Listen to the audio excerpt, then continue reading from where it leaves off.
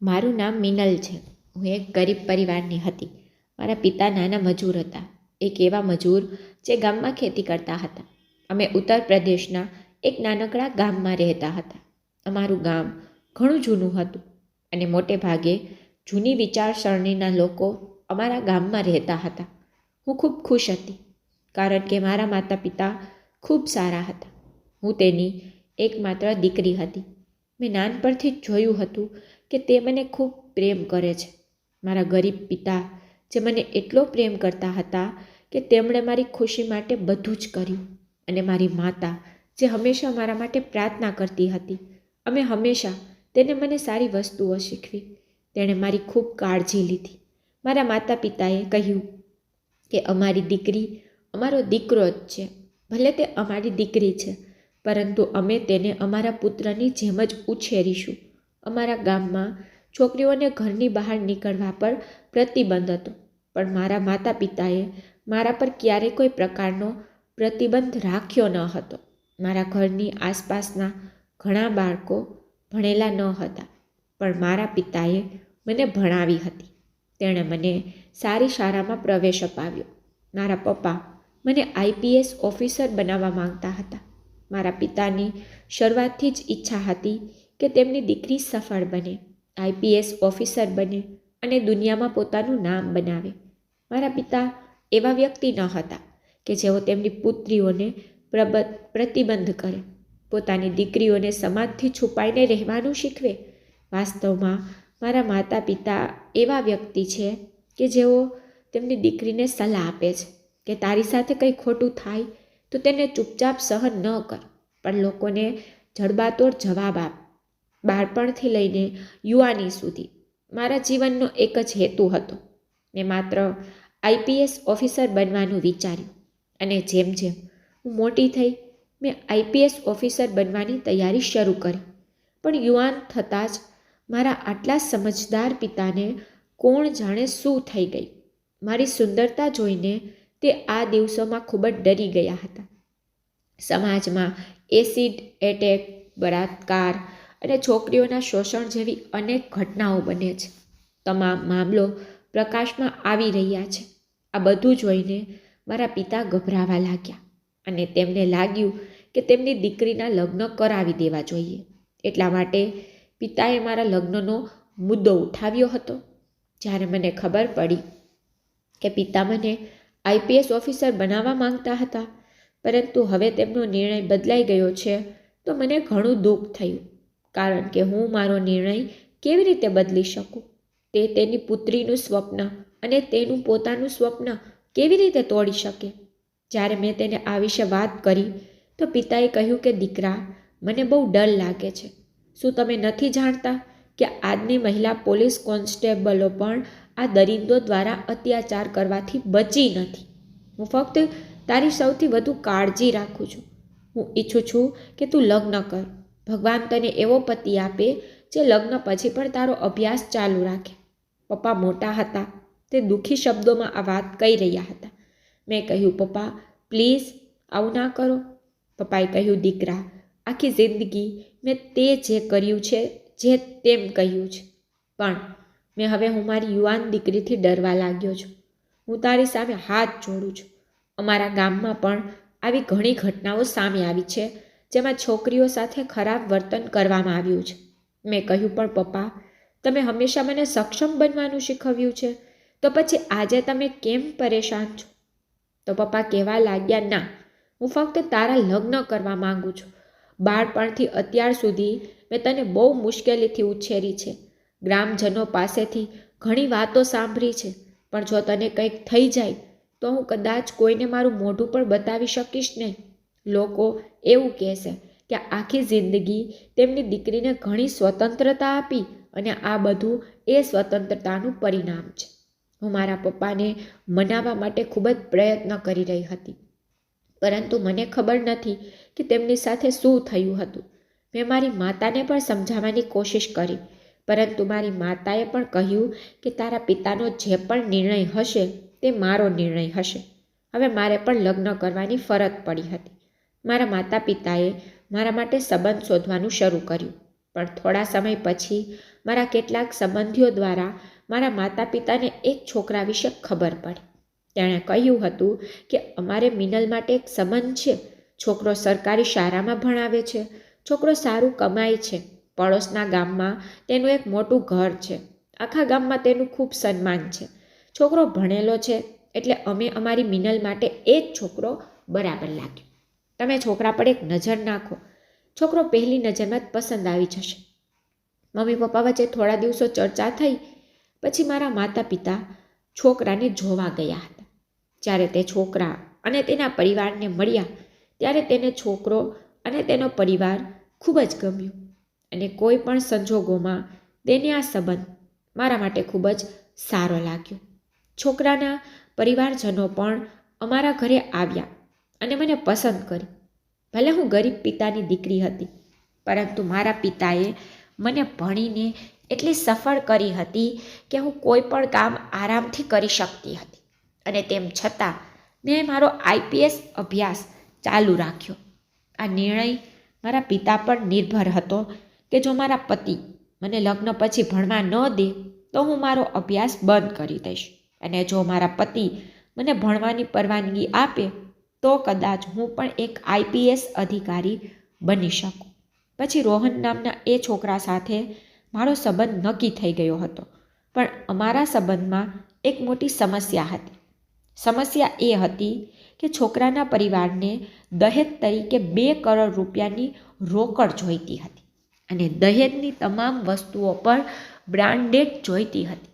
આ બધું સાંભળીને અમે તો ચોંકી ગયા હતા, કારણ કે મારા પપ્પા પાસે એટલું બજેટ ન હતું. અમે ગરીબ લોકો હતા અને તેઓ અમારા બજેટ કરતાં વધારે બોલતા હતા. ન તો મારા પિતા તેને 2 કરોડ રૂપિયા આપી શકે અને ન તો તે તેને બ્રાન્ડેડ દહેજ આપી શકે.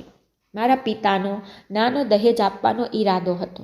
તેના ઉપર તે લોકોની ભારે માંગણી સાંભળીને મારા પિતા ચોંકી ગયા.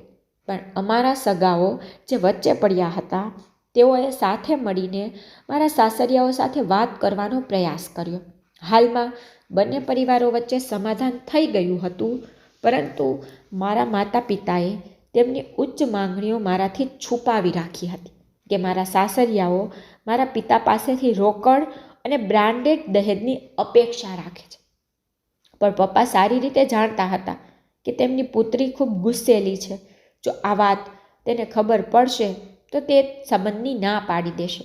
પપ્પાએ રોહનના પરિવાર સાથે વાત કરી હતી કે અમે બ્રાન્ડેડ સામાન તો દહેજ તરીકે આપશી, પણ મારા જેવો ગરીબ વ્યક્તિ 2 કરોડ રૂપિયાની વ્યવસ્થા કેવી રીતે કરી શકે? જેના કારણે રોહનના પિતા અને મોટાભાઈ ગુસ્સે થયા હતા. તેમણે કહ્યું હતું કે જો તમે અમારી માંગણી પૂરી ન કરી શકો તો આ સંબંધ નહીં બને. અમારો દીકરો ભણેલો છે. અમારા પુત્ર માટે લાઈન પર સંબંધ છે. જો અમે ઈચ્છતા તો અમારા પુત્રના લગ્ન અમીર પરિવારમાં અને સુંદર છોકરી સાથે કરાવી શક્યા હોત, પણ અમને તમારી દીકરી ગમી છે. આખરે અમે અમારા દીકરાને ભણાવવા માટે શહેરમાં મોકલ્યો. તે સરકારી શાળામાં ઊંચી પોસ્ટ પર નોકરી કરે છે. તેનો પગાર પણ સારો છે. તો શું તેના સાસરિયાઓ તેને તેના આગળના વ્યવસાય માટે 2 કરોડ રૂપિયા ન આપી શકે? કોઈ પણ રીતે તમારી દીકરી તો આખી જિંદગી અમારા પુત્રની કમાણીનો આનંદ માણશે, પણ અમને શું ફાયદો થશે? અમે આ તમારી દીકરીના ભલા માટે જ કહી રહ્યા છીએ. તેમની પાસેથી આ બધું સાંભળ્યા પછી મારા પિતાએ કહ્યું કે હું ક્યાંકથી પૈસાની વ્યવસ્થા કરવાનો પ્રયત્ન કરું છું, પણ સાથે રોહન પર અડગ હતો. તેણે કહ્યું કે તમે પ્રયત્ન ન કરો, પણ કંઈ પણ કરી વ્યવસ્થા કરવી પડશે. અને તે આમ પણ મારા જેવી છોકરીને છોડવા પણ નહોતો માંગતો, કારણ કે તેને મારા જેવી શરીફ અને સુંદર છોકરી ક્યારેય ન મળી શકે. હું IPS ઓફિસર બનવાની તૈયારી કરી રહી હતી. તેથી થોડા સમય પછી હું IPS ઓફિસર બનીશ, અને ઓફિસર બનીશ તો મારો પગાર પણ સારો થશે. હું એકલી સારી કમાણી કરી શકીશ. આ બધું રોહનના પરિવારના સભ્યો વિચારવા લાગ્યા હતા. આ રીતે વ્યવસ્થા કરીને કોઈક રીતે લગ્ન ગોઠવવામાં આવ્યા. ત્યારબાદ રોહનના માતા પિતાએ મારા માતા પિતાને વાત કરી અને તેઓએ કહ્યું કે ઠીક છે, તમને જે યોગ્ય લાગે તે તમે લોકો દહેજમાં જે પણ આપો તે અમે ખુશીથી રાખી લેશું. આ પછી મારા અને રોહનના લગ્નની તારીખ નક્કી થઈ ગઈ હતી. પણ મારા પિતા લગ્નને લઈને ખૂબ જ ચિંતિત હતા. તે ખૂબ જ તણાવમાં રહેવા લાગ્યા, કારણ કે તે એક મજૂર હતા. તે આટલા પૈસા અને માલ સામાનની વ્યવસ્થા ક્યાંથી કરશે? પણ મારા પિતાજી પાસે એક નાની જમીન હતી જે અમારા ગામમાં હતી, અને તે જમીન પર અમારું અનાજ વગેરે જે થતું તે અમે ખાતા, અને એ જ અમારી આજીવિકા હતી. મારા પિતા તેમની જમીન વેચવા સિવાય બીજો કોઈ વિકલ્પ સમજી શકતા ન હતા. તેને તે જમીન ગીરવી મૂકી દીધી, અને તેને મળેલા પૈસાથી તેણે મારા માટે બ્રાન્ડેડ સામાન ખરીદવાનું શરૂ કર્યું. મારા પિતાએ થોડાક રોકડની વ્યવસ્થા કરી હતી. પપ્પાને લાગ્યું કે છોકરો સરકારી શિક્ષક છે, તેથી તેને આટલું દહેજ આપવું પડશે જેથી મારી દીકરી ખુશ રહે. આ બધું વિચારીને મારા પિતાએ પોતાની જમીન ગીરવે મૂકી દીધી હતી. મારા પિતા, જે હંમેશા તેમની પુત્રીને ખોટી બાબતો પર અવાજ ઉઠાવવાની સલાહ આપતા હતા, પરંતુ હવે તેની પુત્રીના કારણે તે પોતે પણ આવું કરવા મજબૂર થઈ ગયા હતા. મેં તો મારા પપ્પાને પણ કહી દીધું હતું કે પપ્પા, તમારે આટલું દહેજ આપવાની અને મારા લગ્ન એવા છોકરા સાથે કરાવવાની શું જરૂર છે જે દહેજના લોભમાં મારી સાથે લગ્ન કરે છે? આ રીતે તો તમે બરબાદ થઈ જશો. અમારી પાસે ન તો જમીન હશે અને ન તો ખાવા માટે કંઈક હશે. હું બીજા કોઈ છોકરા સાથે લગ્ન કરીશ, પણ આટલું દહેજ આપવાની શું જરૂર છે? પણ પપ્પા મારી વાત સાંભળતા ન હતા. અમારા ઘરમાં લગ્નની તૈયારીઓ પૂરજોશમાં શરૂ થઈ ગઈ હતી. લગ્નનો દિવસ પણ નજીક હતો. થોડા દિવસો પછી રોહન ધામધૂમથી લગ્નની બારાત લઈને મારા ઘરે આવ્યો. બધું બરાબર ચાલી રહ્યું હતું, પરંતુ વરરાજાનો મંડપમાં બેસવાનો સમય થતાં જ મારા ભાવિ પતિએ મારા પિતાને કહ્યું કે તમારી દીકરીને અત્યારે અહીં બોલાવશો નહીં. તમારી દીકરીની માંગમાં હું પછી સિંદૂર લગાવીશ. પહેલાં મારે 2 કરોડ રૂપિયાની રકમ અને તમામ સામાન જોવો છે કે તમે અમને બ્રાન્ડેડ સામાન આપ્યો છે અથવા તમે અમને સામાન્ય માલ આપવા માંગો છો, અને મારે તે રકમ જોવી છે. આ સાંભળીને મારા માતા પિતાના ચહેરા ઉદાસ થઈ ગયા, પરંતુ તેમ છતાં મારા પિતાએ દહેજ સંબંધિત વસ્તુઓ મારા સાસરિયાઓને બતાવી હતી. પરંતુ પિતા 2 કરોડ રકમની વ્યવસ્થા કરી શક્યા ન હતા. તેણે 50 લાખની વ્યવસ્થા કરી દીધી હતી, જે તેણે તેને આપી હતી.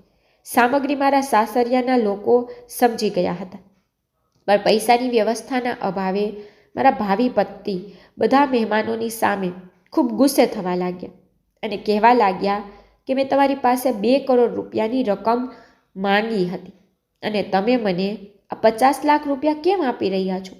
આટલા ઓછા પૈસામાં હું કેવી રીતે કંઈ કરી શકું? બધા મહેમાનો સામે મમ્મી પપ્પા અપમાનનો સામનો કરી રહ્યા હતા. તેઓ તેને ખાતરી આપતા હતા કે લગ્ન પછી તે બાકીના પૈસાની પણ વ્યવસ્થા કરી દેશે. પણ રોહનનો ગુસ્સો વધી રહ્યો હતો, અને તેના ગુસ્સામાં તેનો મોટો ભાઈ પણ તેને સાથ આપી રહ્યો હતો.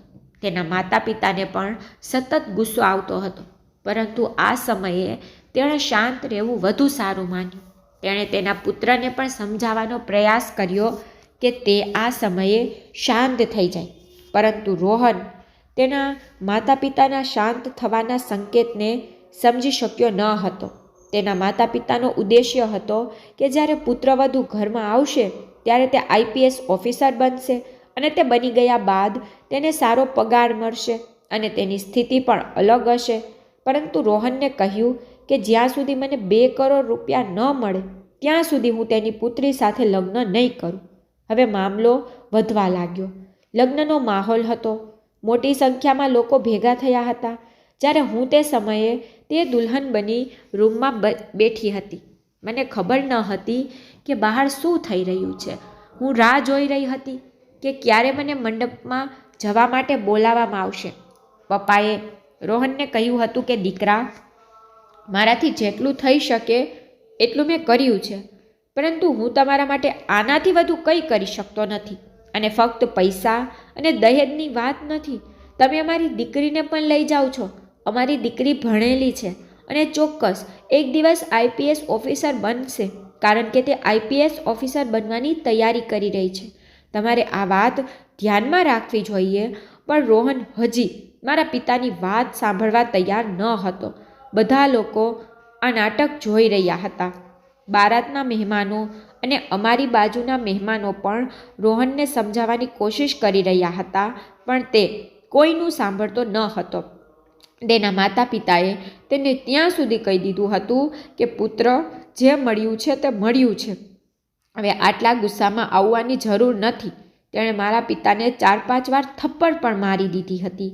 તે પોતાને શક્તિશાળી વ્યક્તિ માનતો હતો.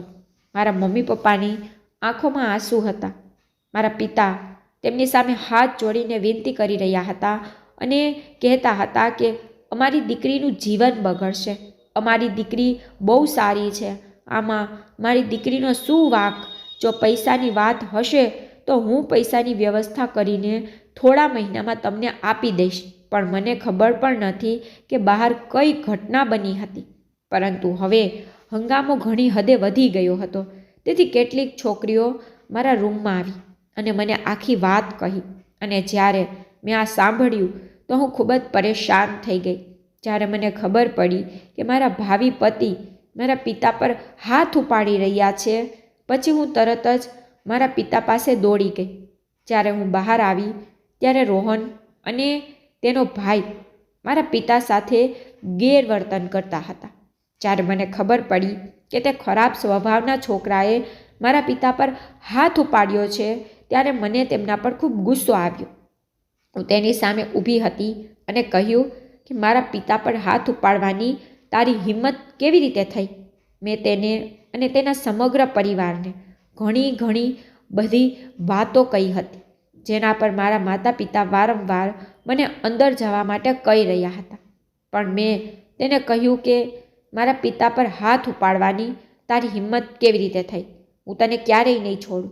મેં કહ્યું, પપ્પા, આટલું દહેજ અને આટલા પૈસા લઈ જો આ છોકરો મારી સાથે લગ્ન કરશે તો શું ગેરંટી કે તે મને ખુશ રાખશે? જરા વિચારો, લગ્ન પછી હું તેના ઘરે જઈશ તો પણ તે મને હંમેશા ટોણો મારશે, અપમાન કરતા રહેશે, દહેજ માટે મારશે અને હેરાન કરશે. આવા છોકરા સાથે લગ્ન કરવા કરતાં મારું જીવન એકલું જીવવું વધુ સારું છે. મારી વાત સાંભળીને ત્યાં હાજર તમામ લોકો ચિંતિત હતા. બધાને આઘાત લાગ્યો અને આગળ શું થશે તે સમજી શકાયું નહીં. રોહન હજુ પણ પોતાની જીદ પર અડગ હતો. તેણે કહ્યું હતું કે જ્યાં સુધી તેની માંગણીઓ નહીં પૂરી થાય ત્યાં સુધી તે મારી સાથે લગ્ન નહીં કરે. બંને પરિવારો વચ્ચે આ બોલાચાલી રાત્રે લગભગ 2 વાગ્યા સુધી ચાલુ રહી હતી. મેં મમ્મી પપ્પાને કહ્યું કે તમારી જીદ ઘણી થઈ ગઈ. જો આ વ્યક્તિ મારી સાથે લગ્ન કરવા માંગતો નથી તો હું પણ તેની સાથે લગ્ન કરવા માટે મરી રહી નથી. તે જઈ શકે છે. મારી વાત સાંભળીને રોહન ખૂબ ગુસ્સે થઈ ગયો અને તે તેના આખા પરિવાર સાથે ચાલ્યો ગયો. અમારા ઘરે હાજર રહેલા તમામ મહેમાનો પણ અહીંથી નીકળી ગયા હતા.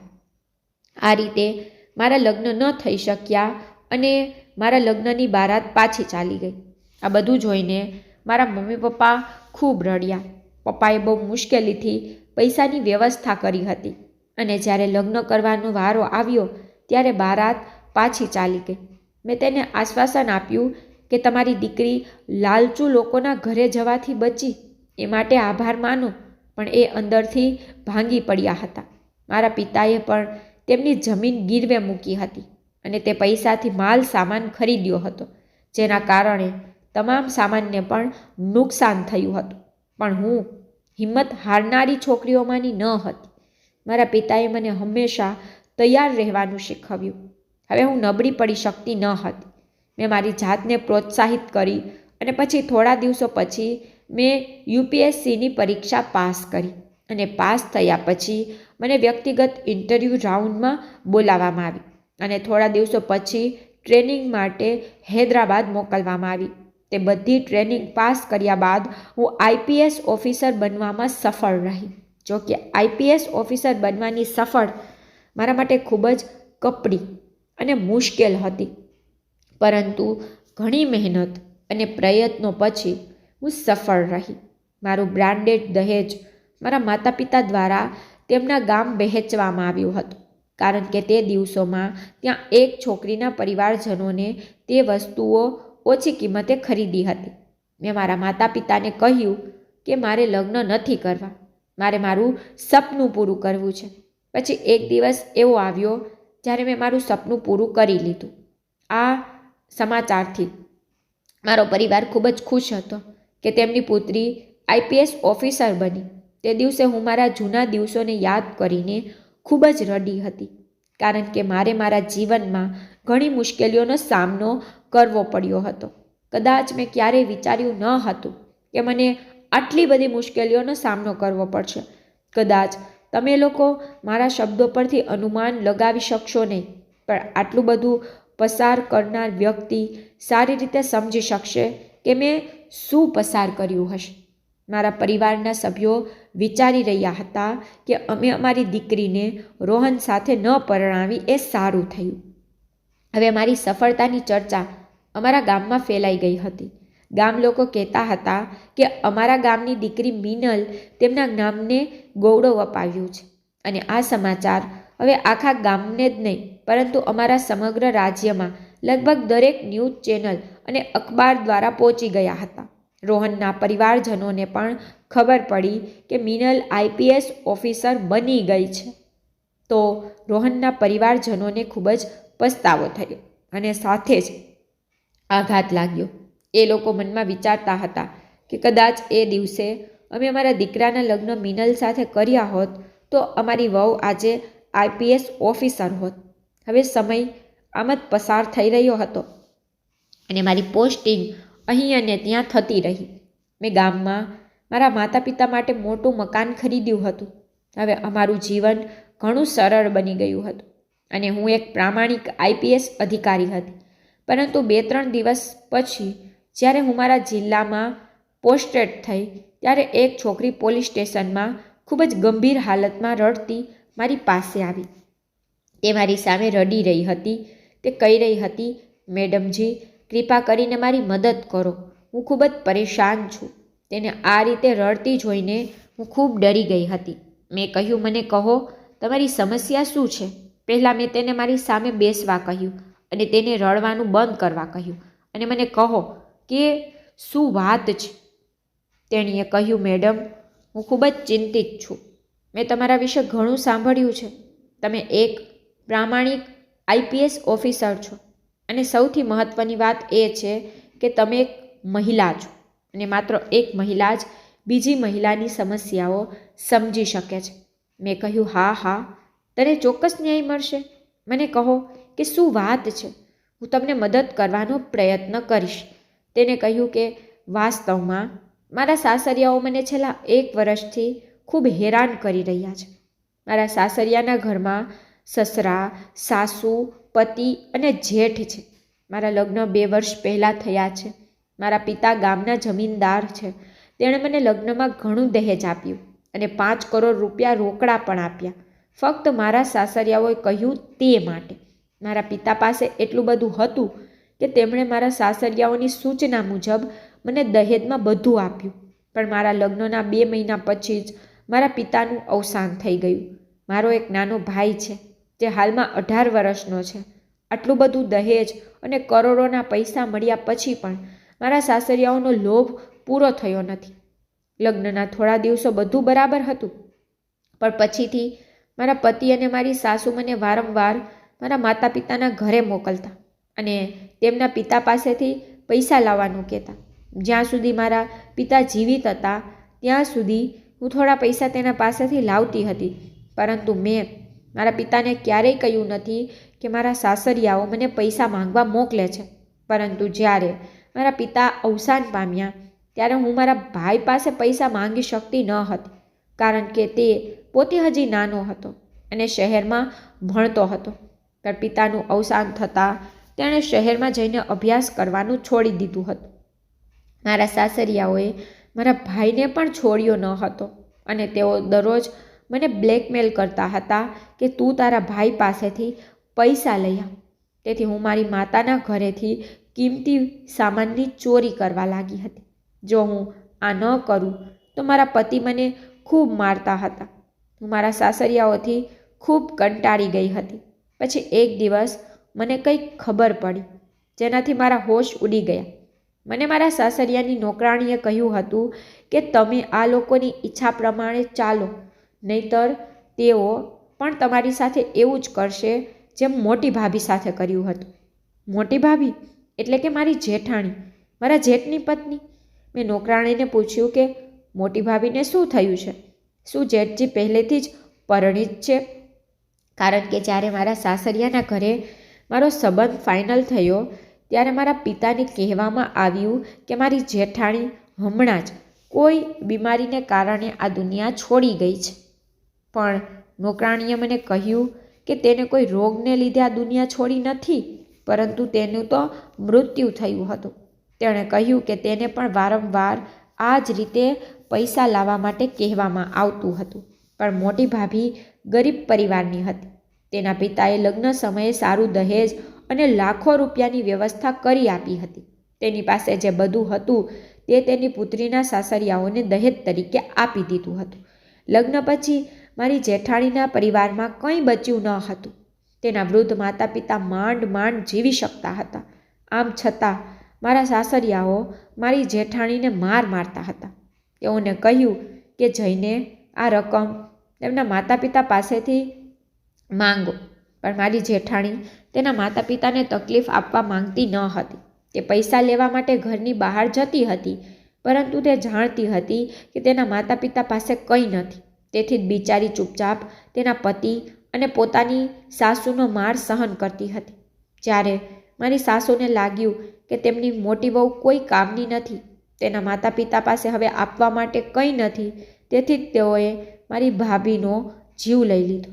તે રસોડામાં ગઈ અને ગેસ ચાલુ રાખ્યો અને પરિવારના બાકીના સભ્યોને કોઈને કોઈ બહાનું કાઢીને ઘરની બહાર મોકલી દીધા.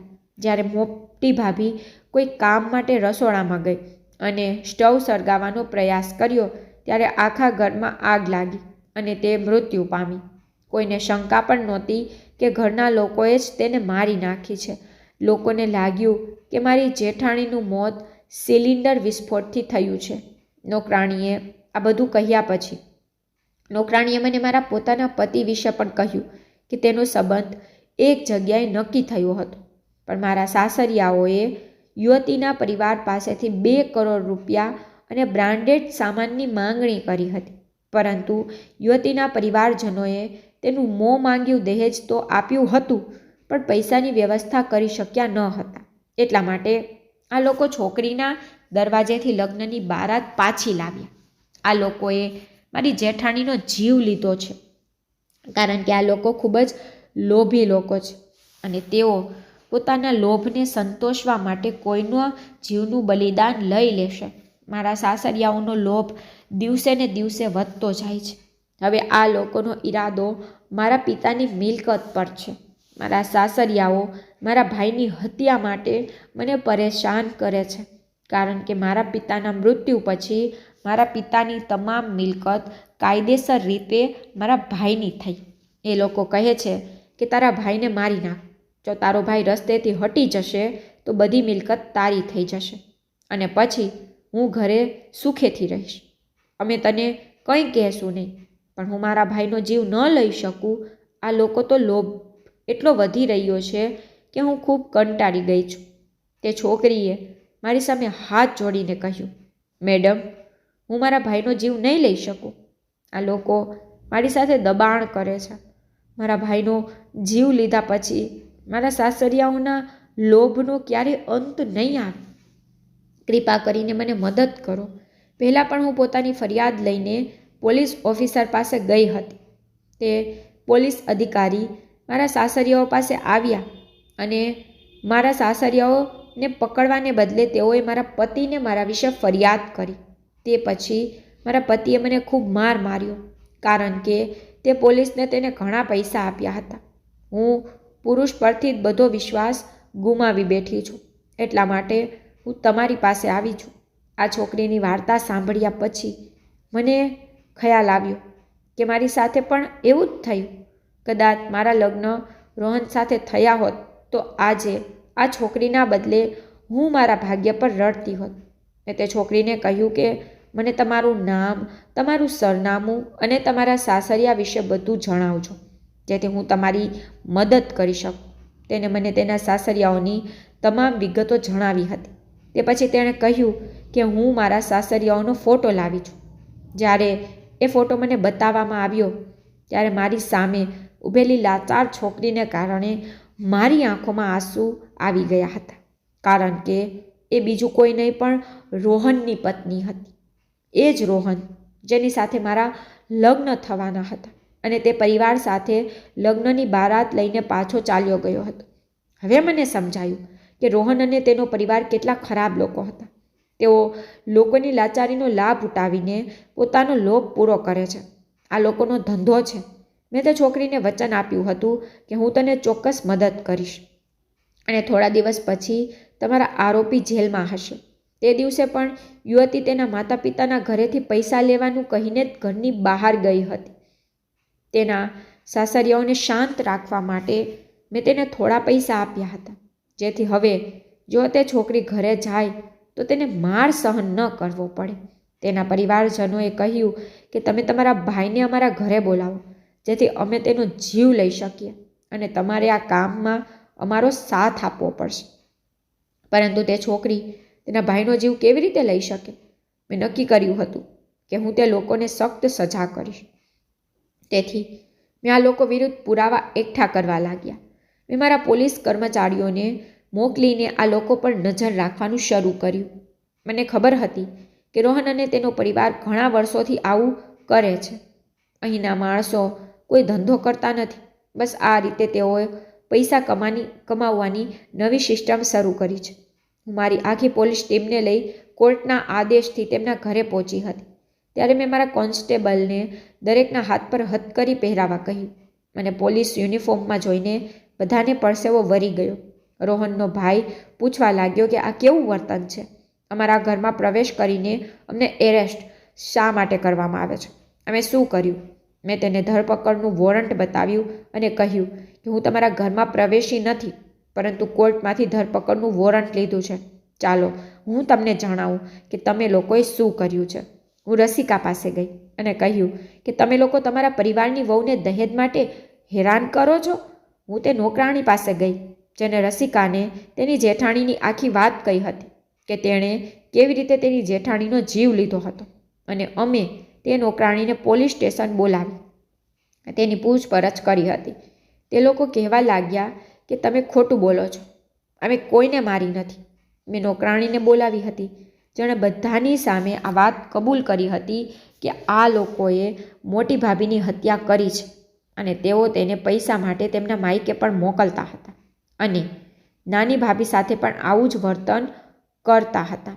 મેં કહ્યું તમારા માટે આટલું જ ઘણું છે, પણ સૌથી મોટી હું તમારા લોકો માટે સબૂત છું. હું તમને ખૂબ સારી રીતે ઓળખું છું કે તમે કેટલા શરીફ માણસ છો. પોલીસને ઘરમાં જોઈને આસપાસના લોકો પણ ઘરમાં એકઠા થવા લાગ્યા અને આ આખું નાટક વિસ્તારના લોકોમાં થઈ રહ્યું હતું. મેં કહ્યું એક દિવસ તમારા નાના દીકરાએ 2 કરોડની શરત કરી એક સામાન્ય મજૂરના ઘરે જઈને તેની દીકરી સાથે લગ્ન કરવાનું વચન આપ્યું હતું, પરંતુ તેના પિતાએ 2 કરોડ રૂપિયાની વ્યવસ્થા કરી ન હતી, તો એટલા માટે તમારા દીકરાએ માણસ પર હાથ ઉપાડ્યો. તમે લોકો એક વૃદ્ધ વ્યક્તિ પર હાથ ઉપાડવાના અને બ્લેકમેલ કરવાના ગુનામાં પણ પકડાયા છો અને તમારી સામે અત્યાર સુધીના તમામ આરોપો મારી સામે છે. એટલામાં રોહનના પપ્પાએ મારી સામે હાથ જોડ્યા. કહ્યું દીકરા, અમને છોડો, ચાલો આપણે કંઈક લઈએ દઈએ અને નક્કી કરીએ. હું જાણું છું કે તમે અમારાથી નારાજ છો. મેં મારા દીકરાને કહ્યું હતું કે એક દિવસ અમારી દીકરી પોલીસ ઓફિસર બનશે, પણ તેણે મારી વાત માની નહીં. મેં તેનો હાથ પાછળ ધકેલી દીધો અને પૂછ્યું કઈ દીકરી? હું તમારી દીકરી નથી. તમે લોકો જ જાણો છો કે કેવી રીતે બીજા લોકોની દીકરીઓનો લાભ ઉઠાવીને તમારા લોભને પૂરા કરો છો. હવે તમે લોકો જેલમાં આ વાત કરજો. તેઓ બૂમો પાડી રહ્યા હતા કે તમે અમારી સાથે સારું નથી કરી રહ્યા. મેં રસિકા માટે ન્યાય મેળવ્યો અને તેના સાસરિયાઓને સખ્ત સજા આપી. રસિકા મારી આભારી હતી. આ લોકોનું ઘર રસિકાને સોંપવામાં આવ્યું અને તેની જેઠાણીના વૃદ્ધ માતા પિતાને પણ આર્થિક મદદ કરવામાં આવી. જ્યારે મારા માતા પિતાને આ અંગે જણાવવામાં આવ્યું હતું, જ્યારે ખબર પડી ત્યારે તે લોકોએ માથું પકડી લીધું હતું. મેં કહ્યું, પપ્પા, જો તે દિવસે તમે મારા રોહન સાથે લગ્ન કરાવ્યા હોત તો આજે રસિકાને બદલે હું તે લોકોના લોભનો ભોગ બની હોત. તમે જોયું કે આવા લોભી લોકોનો લોભ ક્યારેય સંતોષતો નથી. આવા લોકોને માત્ર સજા થવી જોઈએ. પપ્પા કહેવા લાગ્યા, પુત્રી, મને તારા પર ખૂબ ગર્વ છે. મારે મારી દીકરીની લાગણી સમજવી જોઈતી હતી. દીકરીઓ ઘણું બધું બની શકે છે જો આપણે આપણી દીકરીઓને સશક્ત બનાવીશું, જેથી અમારી દીકરીઓ પોતાના માટે લડી શકે. પરંતુ જો આપણે આપણી દીકરીઓ સાસરિયામાં સુરક્ષિત રહેશે, પરંતુ કેટલાક સાસરિયાઓમાં એવું પણ છે જેઓ આપણી દીકરીઓની જિંદગી બરબાદ કરે છે. હું તમને કહેવા માંગુ છું કે આવા લોકોથી સાવચેત રહો. તમારી દીકરીઓના લગ્ન કરતાં પહેલાં સારી રીતે વિચારો અને સારા ઘરોમાં તેના લગ્ન કરો, જ્યાંથી વધુ દહેજની માંગ કરવામાં આવી રહી છે. તમને શું ખબર, લગ્ન પછી તેના ઘરમાં તે ખુશ રહેશે? તમારી દીકરીઓ માટે એવો જીવનસાથી શોધો જે તમારી દીકરીને ખુશ રાખે અને દહેજની માંગ ન કરે. તો જો તમને મારી સ્ટોરી પસંદ આવી હોય તો લાઇક, શેર, સબસ્ક્રાઈબ જરૂરથી કરજો અને કોમેન્ટમાં મને જરૂરથી કહેજો કે તમને મારી સ્ટોરી કેવી લાગી છે. Thank you.